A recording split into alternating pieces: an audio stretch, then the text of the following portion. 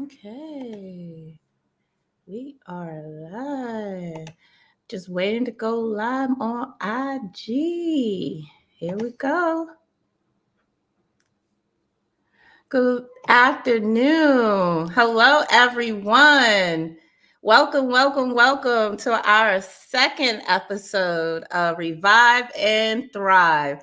Just to let everyone know, we're currently streaming live on our personal Facebook pages, our business Facebook page, as well as our personal IG pages. So, how it's set up for us, we can't see any of you all. So, welcome to everyone that's out there. Go ahead, if you're there, just put something in the chat just to say hello.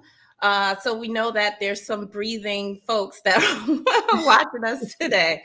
So, and I want to say a special thank you. We have quite a number of people who opted in to get these notifications of our future broadcasts. So we appreciate all the newbies who opted in throughout the week. So we got a good number of new folks. So hopefully you enjoy the ride. So hey, Tamika, how you doing? So thank you all for joining in. I wanted to just briefly recap what we covered yesterday. But before doing that, let me just say hello. Hi, I'm your co-host, KG. And I am Tamika Elaine. And we're here to talk about, well, we'll talk about in a few. So let's recap about what we did last week and what we talked about. Like I said, this is our second episode. So the first episode was just simply an introduction to the live series. So this live series is for the multifaceted woman, and we will go and dive deep into topics that are deep to the not so deep, that are fun. And really, the premise is just to provide strategical and practical steps and tips and advice for any issues that relate to the topics we discuss. And also, most importantly, this is a forum that is a safe space. We encourage interaction, we encourage your comments. And it's just a space for us to just have a community and have that positive community and chat with each other. So thank you all for coming. And today, what we're actually going to do is discuss something that I think is very important for our audience: unleashing the inner power by building self confidence. So, oh, hi, April, my soror. How you doing, Vanette? Good morning, good afternoon, everyone. So, I'm going to shoot it over to Tamika and Lane to get us started. Thank you, KG. So let's get into it. Self confidence. What is that? Essentially, it's an individual's trust in their own abilities, capacities, and judgment, not to be confused with an inflated sense of self worth or arrogance, but a belief that one can successfully face day to day challenges and demands. Having high self confidence will ultimately lead to being a better performer and overall life satisfaction because you have less worry, anxiety, and you're confident in accomplishing your goals and making decisions. Doesn't mean you can do everything. You understand that there's areas that you may not be as strong in, but instead of letting those perceived weaknesses result in insecurity, you know that you can reach out for support. Now, as women, balancing so many life demands, there are times where we have barriers to our self confidence, such as fear, self doubt, imposter syndrome. Some of these creep up in our minds, right? And it's like we can be confident in our ability in one area versus another. So it's not to say that, it doesn't impact us in different ways. Take being on this live, for instance, for me, right? Self doubt is something that I have to basically battle and try to talk myself out of it. The thoughts may creep in. Oh, do I have anything of value to share to anyone? Is anyone going to show up? But, just being confident in that I know I do have some value to bring to our audience. There's also times when I would be applying for jobs and thinking to myself, am I qualified to actually do this position? Now, I would never doubt myself that I'm not smart, that I'm not capable, that I can't pick up on things. I know that I'm very competent, right? I've always excelled, I've always gone to specialized schools, always been the top of my class. But I still look at these job descriptions. I'm like, oh my gosh, oh my gosh. So, it can creep up in so many different facets. Nowadays, however, when I look at those responsibilities, it's more of, do I really want to do those people's work? Am I going to enjoy that? Those are the things that I tend to focus on now. Also, speaking of judgment, making decisions, that is a struggle for me where sometimes self-confidence plays with my mindset. Everything from little decisions to major decisions, just being able to trust myself, right? And after making the decision, being confident enough not to look back and wonder if I should have made a different decision. There's even been times where I would look at if I decide on something, what would that outcome have been? It's like I don't know, like I live in this constant case of like buyer's remorse. Like, okay, I made this decision, but I'm second guessing, should I have done something else? And having to reflect, I think to myself, is it because I'm striving to be perfect? Am I always striving? Like, I have to make the right decision. I can't fail. Yeah. But yes, the what ifs. It's like, why am I constantly in this cycle just in my head? And one of the things that I try to lean on now is like, perfection is the enemy of progress, right? Like, if I keep sitting there overthinking how to do something, I'll never get started, right? That's why I'm so thankful for KG, because if I continue to overthink, we would not be in front of you right now.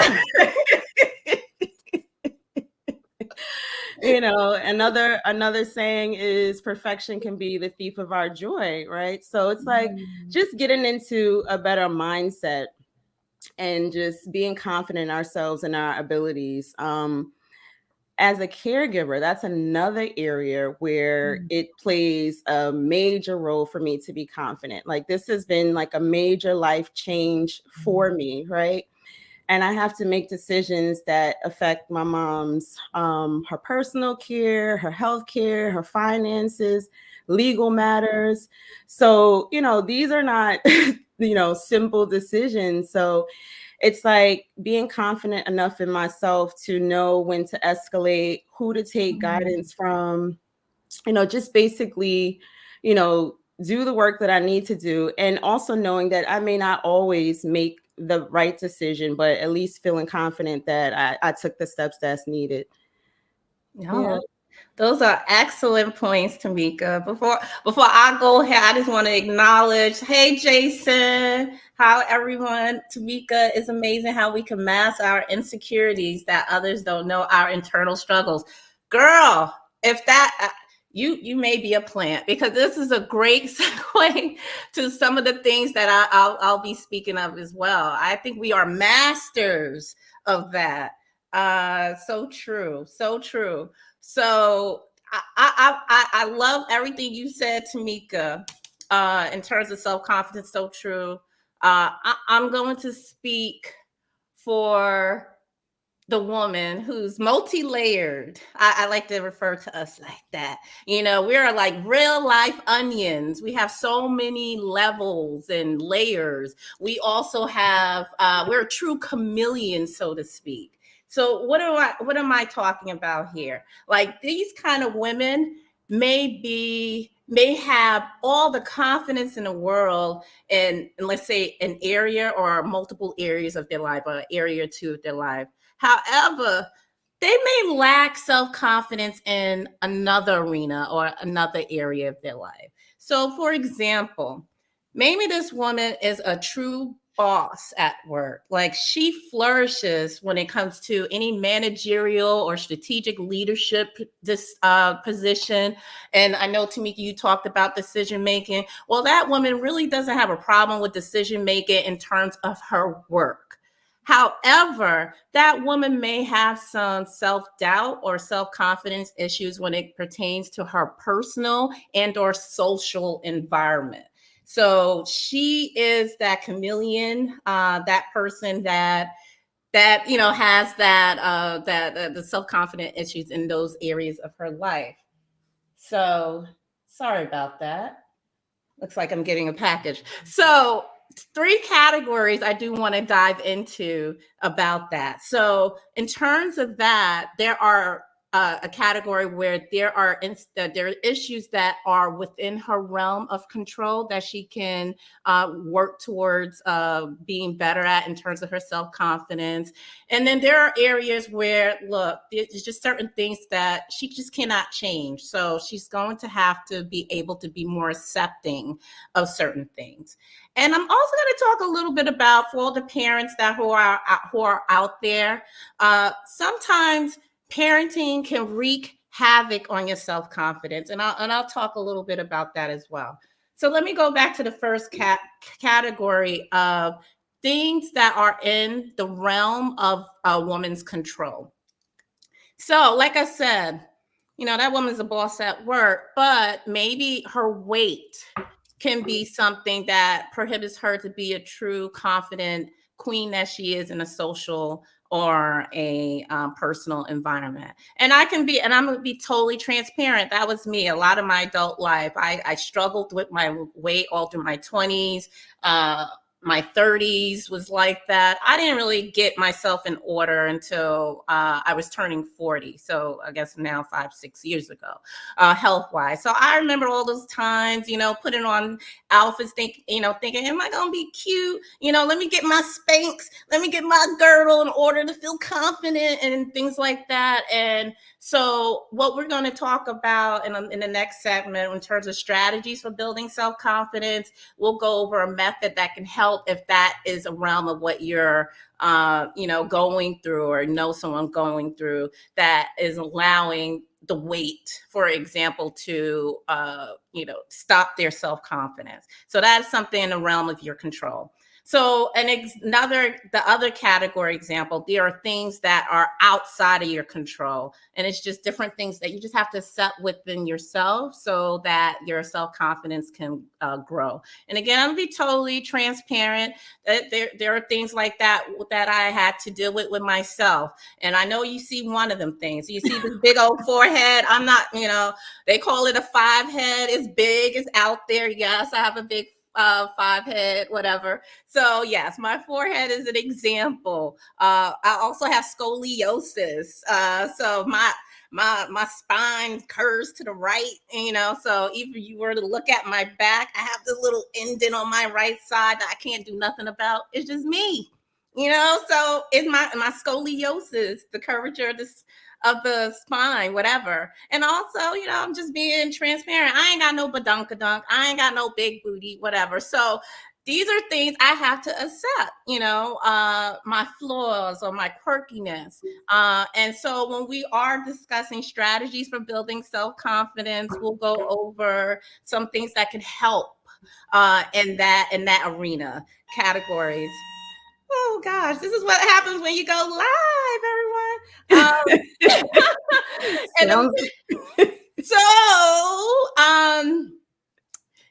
So another thing I just wanted to discuss, the whole thing about being a parent. I'll be right there. Thank you. The whole thing about being a parent. You don't know, being a parent, especially a single parent. I am a single parent where you carry the brunt of the responsibilities of everything. So it can really wreak havoc on your self-confidence in terms of, am I making the right decisions?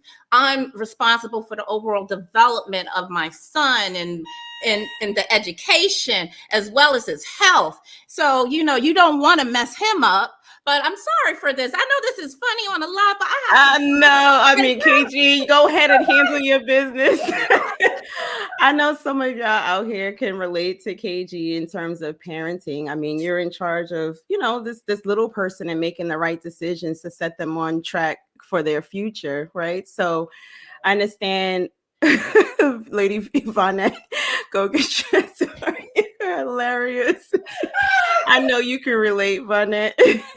Hi, guys. So sorry. I got something that they would not just leave. I had to sign for it. So this is real life right here. So this is real life. Multitasking to but either way, just if it's okay, just to kind of, because I don't want to just leave that parenting thing, because right. I really think I want to drive it home. that, when you're responsible for that child or the children's life, and I don't know, I mean, I'm coming from a space with single parent, I was raised in a 2-parent household. So we all, I understand like what my parents did for myself and my brother.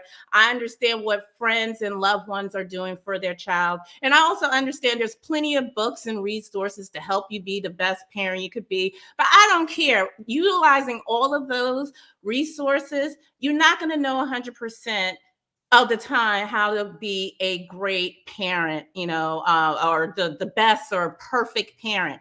Only time and experience with your child will determine that. And when you do go through that and different decisions, you may undermine your self-confidence. Like, oh, that decision didn't really work out too well, and the benefit of XYZ. So every child is different. Like what one person advice that you can't necessarily say is going to work for your child and XYZ for that. So yes, parenting can wreak havoc on your self-confidence, and it's okay. We're not perfect. So a lot of the strategies that we'll talk about for building self-confidence will help you with that as well. So we're going to take a pause here and just like look at these comments, and before we go to the strategies for building self-confidence, and just to make sure, is this relating with you guys and ladies? And as well, if the men are out there listening, go ahead, put some comments in there. We're hoping we can see it here on our end. Let me just look at some of the comments here. Oh, girl, you cracking me up. Lord have mercy. Yes. Chameleons. Yes, April. My soror. Yes, we have to. I mean, a lot of us are just that, chameleons. Girl. And then what Tamika was saying about this live, I mean, I'm talking, but I'm nervous as heck. I'm so nervous. But you just have to do what to do. I just treat it like work. Like, okay, let me just go out there and just do my best. And that's all I can do. Life be life, isn't that true? It's on my mind 24 hours. I can relate. Yes, parenting. Woo. That's obviously a full-time job forever. It's trial and error. Thank you, Vanette. It is trial and error because every child is different. You can't apply. It's not like you can apply the same thing to every situation or every child. Relatable. Good, April. Jason, I understand and with you. This topic is important to men as well. Oh, wonderful. I'm glad that this is relatable to everyone here. Oh, Lauren, how are you? Very relatable as a single mom. I know you can relate. Thank you for commenting. So how do you feel about confidence between your relationships? Girl, I mean, I think that's going to be a future topic to talk about relationships. But that is a great point. And a lot of the strategies that we're going to talk about for building self-confidence can be applied to relationships. I mean, being transparent. Especially in my 30s and 20s, please, like when I said the weight, that really, if you don't have the confidence in yourself or the self-love, you're going to get what you attract. So obviously with those relationships, they were just terrible. Until I understood my worth, that's when the quality started coming, your way. And you feel like, I'm deserving of that. So yeah. So unfortunately, when the self-confidence is not at a certain level, your relationships will likely reflect that. So, but that's a whole different live. And I'm glad that you brought that up. That's a juicy topic that we can discuss. Now, let's talk about it, right? And it becomes different as you get older. Okay. So, yes, that is so true, Vanette. That is so true. So thank you all. I really appreciate you for your patience and everything. So strategies for building self-confidence. I'm actually up first. I apologize. I feel like give it to Mika to shine, but it'll be really quick. But I think it's very important. The first strategy I'm going to speak about is positive self-talk. And Before we go into this, I think it's important to say and point out that the advice that we're going to talk about is things that worked for us or for our loved ones. So we have knowledge of that is working or worked for people that we know and love. However, I do want to pinpoint that we are not professional therapists in any way, but we wanted to provide different advice that can be helpful to you. But please do not delay. If you do need further advice a little deeper, go ahead and seek out therapy. There's nothing wrong with that. Full disclosure, I even have a therapist, so to talk about certain things, so there's nothing wrong with that. But I just wanted to let you know that this is just advice that has worked for us, and we're not professional therapists in any shape or form. But positive self-talk, I really want to discuss this because I believe words are so powerful. Words are very powerful. So when speaking about yourself, whether internally or externally, purposely keep it positive. Uh, so for instance, let's say you're not feeling well. Instead of saying to anyone or to yourself, "Oh, I'm sick," just say, "No, I am healing." So just kind of switch it. Another example is, when you about to go towards or do a task that it's probably outside of your comfort zone, you probably first may want to say to yourself, like, "Oh, I can't do this." No, try to retrain your mind to say, "You know what, I can do this and I'll do my best." Another thing, and kind of relating to the categories I mentioned before about uh, things that are your flaws or your quirks. So this may be a little, adult, but what you can do, let's say if you have some flaws about your body that you're not particularly happy with, but you can I suggest even going nude, go in front of a mirror, and instead of just thinking and looking at those flaws, concentrate on the things that you love about yourself. So for me, I'll look at my smile, I'll look at my skin, acknowledge that, my hips, I'll acknowledge that, say, "You know what, girl, you are gorgeous. You are beautiful. You're deserving of XYZ." And you talk in the way that you would talk. Talk lovingly to yourself and do that on a consistent basis. And believe me, maintaining that positive internal dialogue can help replace negative thoughts with positive ones, with consistency. So just saying it out loud, looking at yourself in the mirror, loving it on yourself really can help with your self-confidence. Go ahead, TE. That sounds good, KG. For me, given that decision making and just trusting my judgment is part of the my biggest challenges as it relates to self-confidence. My strategy that I use often is just practicing my faith, right? Like that helps to bring me peace, right? That helps me to know that I'm not on this journey alone, that there's a higher power where I'm getting my strength and who's guiding me. That's why it's important for me. Most of my friends know I try to go to church every week. It helps provide me the tools to just navigate this life. Practical application is just very important for me. Just unburdening all the pressure that I put on myself for trying to be making these decisions, making the right decision, being perfect. So that is something that I lean on, daily. And sometimes it is also self-talk because I'm walking around, thanking God, just repeating things to help uplift me and just make me feel confident in that I got this. So that's one of the strategies that I employ to help me just be more confident. Awesome. Yes, having faith is truly important. Another strategy is just setting and achieving your personal goals, but just putting them into small, realistic goals.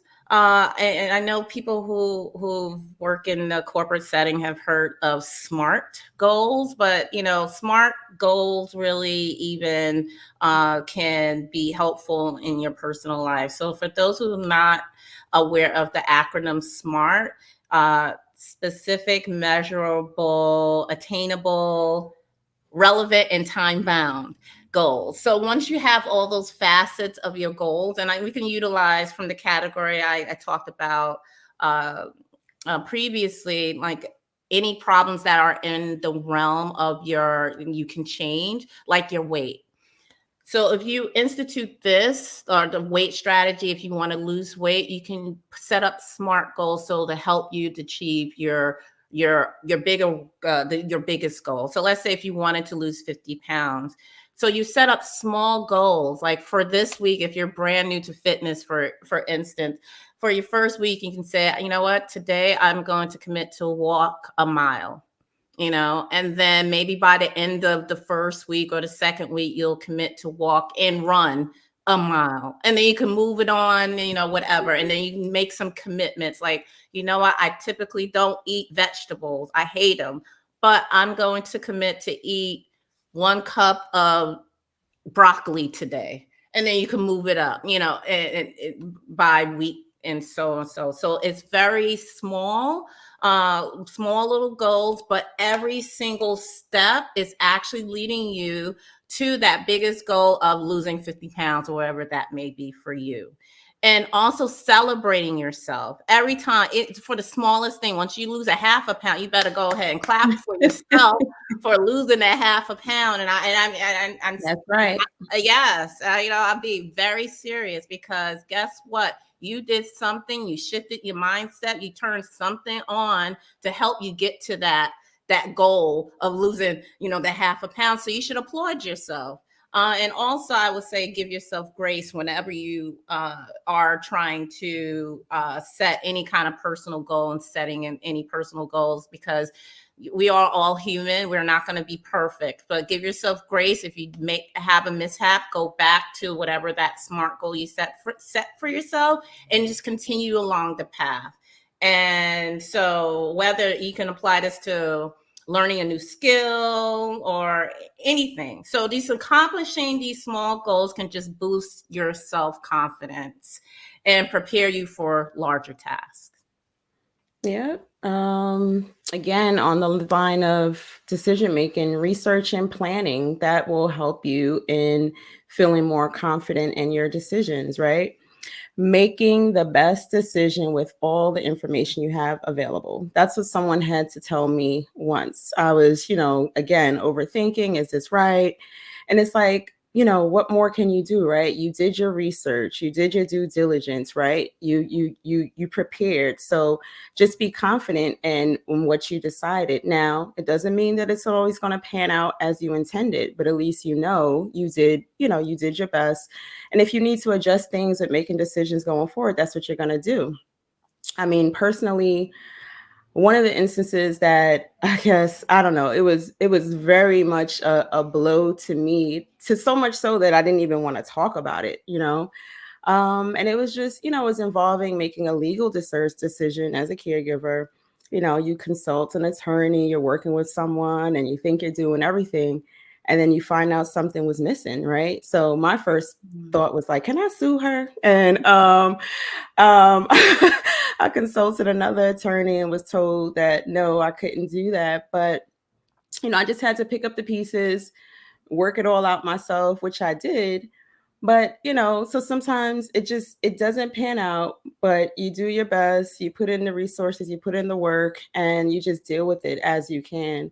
There's also support groups, sharing with others the importance of community, like a community we're trying to build here, right? Like that helps to build self-confidence as well. That there's others that are going through the same things that you are. We're all on our own journeys, but there are things that we can take from each other. So those things are important. Yeah, really good stuff. Definitely. Another strategy I'll talk about this time briefly: embracing failure as a learning opportunity. And I'm going to be quite honest. This actually was probably the hardest thing for me in terms of changing my mindset. Uh, Growing up with my Jamaican dad, and shout out to all those who grew up in a Caribbean household.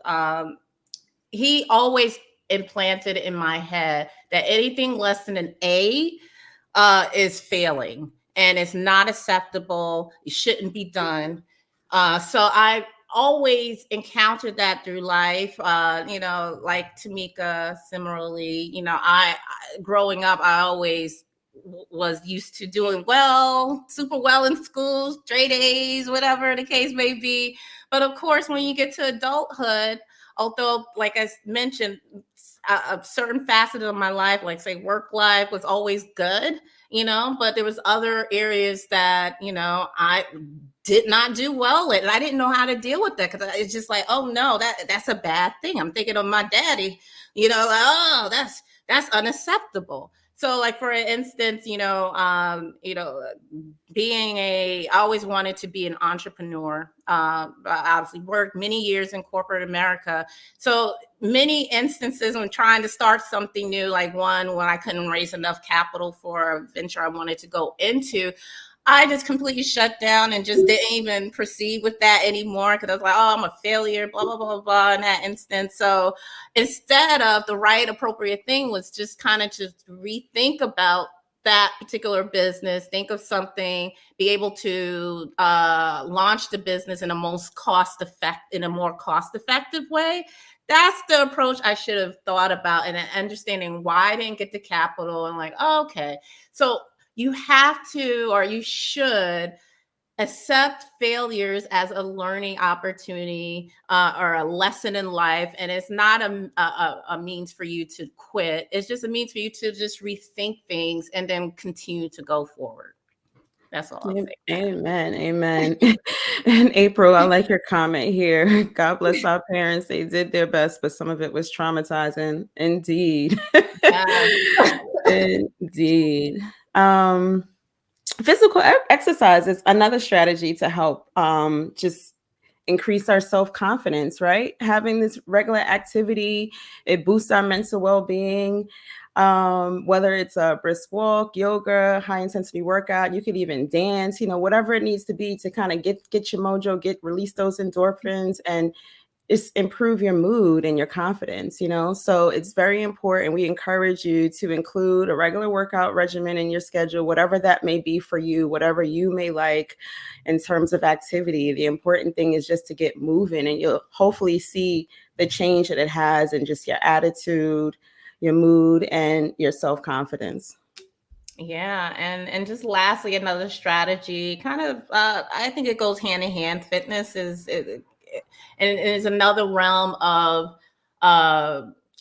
something that can better yourself, your body, your mind. Meditation and mindfulness. So it helps bring peace. Meditation can help bring peace to you. That can also help raise your self-confidence. So one thing I will suggest is, because I know it may not be easy for everyone to meditate, but something that kind of helped for me, especially for all the overthinkers out there, and I'm one of them. You got a lot of noise in your head. So if you can just be in a place and you can do the deep breathing, make sure you breathe in through your nose and out through your mouth, slow, controlled breathing. But what can help get the noise out your head is closing your eyes and actually think about counting down backwards from 100. You actually visualize the numbers 100, 99, 98. So you're focused on the numbers going down. You're counting down from 100 to 0. And you're focusing on that while you're breathing. All the other noise is going to leave your head. And by the time you hit 0, you're at a real optimal state for mindfulness. So you can really start to think about, okay, how do I attack XYZ or some things of that nature. So that's just one example how you can use the meditation, mindfulness, just to help you get at peace and really significantly overall improve your self-confidence in that way. I will take your advice. Oh, thank you, Tamika, because I was just about to say that. Maybe it's the Gemini in us, because this meditation does not work for me. I will try the counting. Let's see. I'll put that on my to-do list. But even when I go to the spa and get a massage, like people are like, oh, it's so relaxing. And all I am in my head is thinking about a million different things. Like, I'm just like, it is so hard. I think I slightly have a little disorder, but that I just like my brain is just going. Focus is not my friend. Like, I don't know. That's a big challenge. So I've kind of shied away from meditation, but we'll see if I can try and see if that will help. But I'm not too confident in that one for me personally. And these are not all going to apply to everyone, right? Yeah, Like you just got to find what's the best fit for you. I just want to scratch that one off my list. Exactly. As you start counting, you start thinking about something else, Tamika. Exactly. You know what? I mean, give it some grace. Because I'm the overthinker. I have a lot of noise, but sometimes try it when you first wake up. Like before you reach for your phone. Like don't look at your phone yet. You wake up. Maybe if you have to go pee, okay, go pee. But get back in the bed, sit up, and just the breathing and counting from 100 to 0. And let me know. Let me know. And anyone out there that are willing to do any of the things that we're talking about, let us know if you actually do any of this stuff. And in next week, you can put it in the comments and say, oh, that was a bunch of BS, or, oh, it actually helped. That would be helpful as well, to help with the engaging, the communication. Yeah, Tamika, we could put that on our list. Let's see. Let's see how that goes. Oh boy. Okay. So in terms of the second to last segment, we gave you some tips. Also we have a couple of exercises that you may also that you can do, and it can be helpful and may be helpful. You want to talk about the journaling? Oh, I think you're going to talk about it, girlie. And no, but I can. So you can write down 3 things you're grateful for, right? It could be anything from a friend to a meal, sunset, even a gesture. It's called gratitude journaling, just being thankful, writing down, acknowledging what you're thankful for. That's something that you can try. Even if you don't write, maybe you can just speak it out loud and see if that helps. Yeah. Because I meant, like how you and Tamika are terrible with the meditation. I'm terrible with in journaling. And I know that is a good exercise. So what I personally do as soon as I wake up, I just speak it about all the things that I'm have gratitude for, that I appreciate in my life, that sort of thing, and just giving thanks to God and the universe for waking me up this morning, so on and so forth. And so speaking it as well is an alternative if you're not really keen on journaling. And another practice is actually visualization. It's a technique that you can do to if you want to envision the goal that you want to set forward in terms of helping your confidence flourish, actually thinking about it. So for those who are overthinkers, this really works wonderfully because I'm a visual person as well. I like to envision details of any situation. So actually envisioning me accomplishing a goal or something that makes me happy or makes me feel uplifted, and really thinking about the details of that can also help with your self-confidence. Like, for instance, if you always wanted to run a marathon, you could actually envision yourself closing your eyes, you running that 26 miles, and you're almost there. You see that banner in front of you, and you see yourself crossing that banner, and you see and feel all the energy on the left and right side of you, all the people clapping and everything, and then placing that medal over your head that you actually want. Like, envision all of that, and it'll help you go towards the journey of accomplishing that goal. So that is something you can do at any point of your life, whatever. So that is another technique. Are there any questions out there or anything that's resonating with anyone?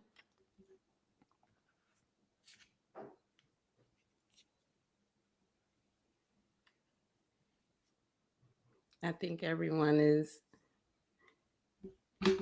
gotten all their points out. Okay, so what we're going to do is just this is the end. So we just wanted to just reiterate, it's okay. You know, we all are humans. We're just trying to learn more, just to better ourselves, the self-confidence thing, and just acknowledge first that, you know, I may can use some help in getting better in certain areas of my life, getting my confidence up. So that's the first thing. And then looking at or understanding there are strategies out there that can help you help build that self-confidence, like what we talked about, everything from faith to positive self-talk and so on and so forth. And also that you can start incorporating certain techniques into your life that can help with the whole self-confidence, including how just being having more gratitude and journaling that or saying that out loud or visualizing the you that you want to be or aspire to be to help you get to that point of self-confidence. One other thing I do want to point out is that, especially if you're on a road of fitness and health and you want to lose weight, don't ever compare yourself to anything you see online. In terms of a lot of these video or these IG vixens. I'm sorry, I'm a little old, so I don't know what they call now, IG models. Just know that a lot of them women are heavily filtered. They are probably photoshopped. So the person you should be comparing yourself is only to you. You take a before picture of you. If that is your, let's say that's your journey to lose weight, you take that before picture of you and only compare yourself to that picture as you go along your journey and see how you are progressing. You are your only competition. Don't worry about anybody else out there. So that's one last thing I will leave with that. So I do encourage everyone to actually, you know, practice some of the things that we talked about today. And again, if you do start practicing that in the next week, let us know next week if anything is working for you. Share your thoughts, or maybe if you have other practices, let us know that as well. So for the topic for next week, we're going to dive deep into self-care and some rituals that we all can do just to make ourselves feel better. And the last thing I will point out to everyone is, you know, we talked a lot about self-confidence. We actually have an offer that can help with that, can help with building the self-confidence, letting you know you are the star, you are the queen of your life. And we want to make sure you provide you with an experience so that you can feel it as well as know it. So we are, Tamika and I, if you're in a New York City area, we have an offer where we can provide a phenomenal experience of a photo shoot in the New York City area where you can pick your whole outfit, your gown, as well as the setting. And there's a lot that goes on before you even get to the photo shoot, where you're just covered all in with love and makeup and, you know, good things to drink and everything else. It's just a celebration of you and who you are. If you are interested in partaking in that experience and seeing what that's all about, as well as having some beautiful creatives and video and photos of yourself that you can relish on and cherish for the rest of your life, go ahead. I know in the Facebook feed, I know I posted the link and I was able to pin it.